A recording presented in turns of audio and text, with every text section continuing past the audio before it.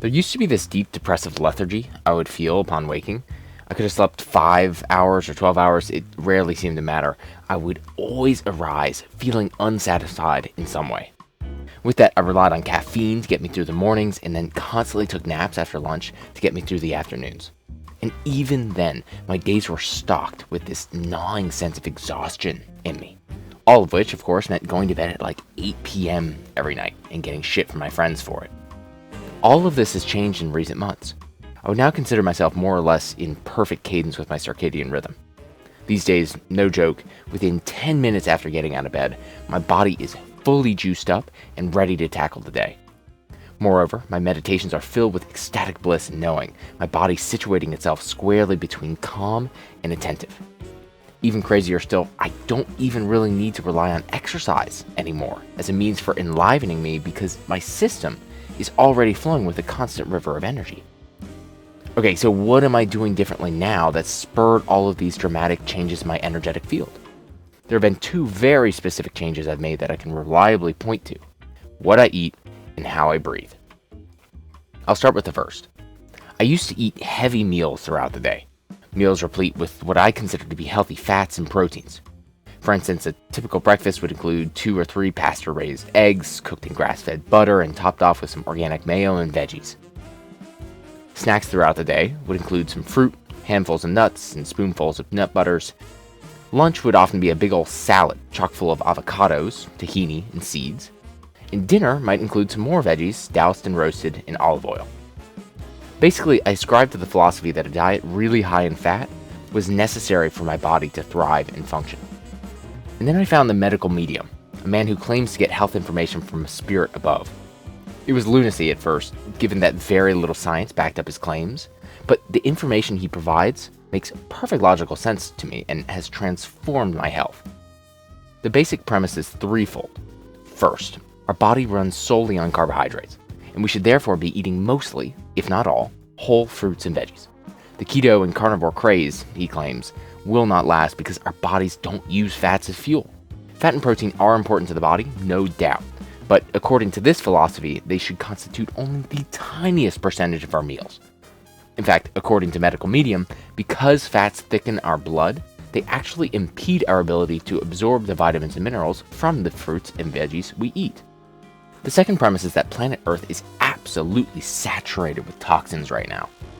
Pharmaceuticals and runoff in our water, pesticides and preservatives in our food, nuclear fallout and chemtrails in our skies, heavy metals and mold in our air. It's no exaggeration to say that everything you consume, from the most ethically grown organic lettuce to the most fresh air breathed in a forest, is poisoned in some way or another. The skyrocketing rate of chronic illness, obesity, and disease should be all the proof you need of that. So what do we do about this? Well, the body has an incredible ability to detox itself, absolutely. However, it's not nearly robust enough to handle the sheer onslaught of chemicals we're facing in our environment right now. Enter food as medicine. Celery juice, wild blueberries, cilantro, asparagus, apples, cat's claw. There are countless numbers of plant medicines available at our disposal. The third premise of this work has to do with the density of our physical bodies. This one is less in the medical medium domain as it is coming from my own experience. In spirituality, density is associated with the material plane, right? What you can hear, see, smell, taste, and touch. A body that's dense, then, is more associated with and attached to the comings and goings of these solid forms. A body that's less dense, on the other hand, can begin to experience a world beyond sensory perception. And side note, that world, in my experience at least, is far more interesting, beautiful, and pleasant. Follow me here.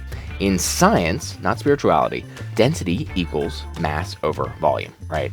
So if we want to decrease the density of our bodies, we must therefore lessen the mass and increase the volume of our structures. Lessening your mass does not mean starving yourself. It just means eating food that's less dense, food that's made of light, aka plants that photosynthesize.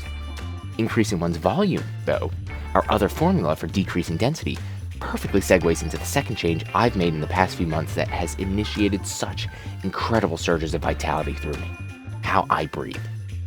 As I hammer home over and over in my Deeper, Slower, Easier workshop, breathing is not a story about your lungs.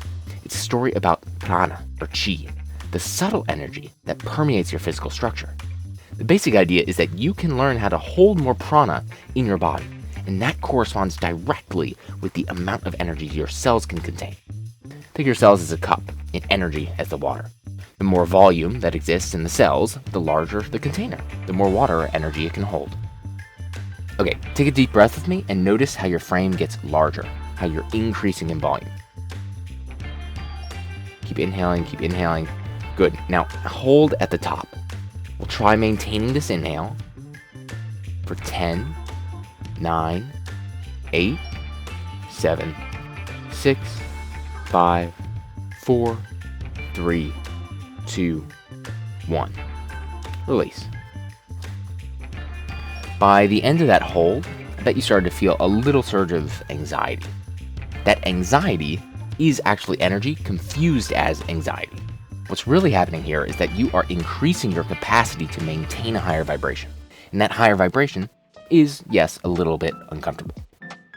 Anyways, I have so much more to say on both of these topics. Feel free to check out some of my other work if you're interested. I host workshops virtually about once a month. Journal prompt for this week. What might unbounded bodily energy do for my mental state? By the way, I do have a few spots open for my private yoga coaching program. It's 4 weeks, and if you're new to yoga, it'll teach you all of the fundamentals. It's crucial to building a strong practice. However, if you're already a yoga practitioner, we'll be able to go so much deeper into your personal practice. You can sign up for a free discovery session if you're interested. The link is in the description. All right, enjoy your Sunday. I hope it's brimming with joy and vitality. I'll talk with you next week.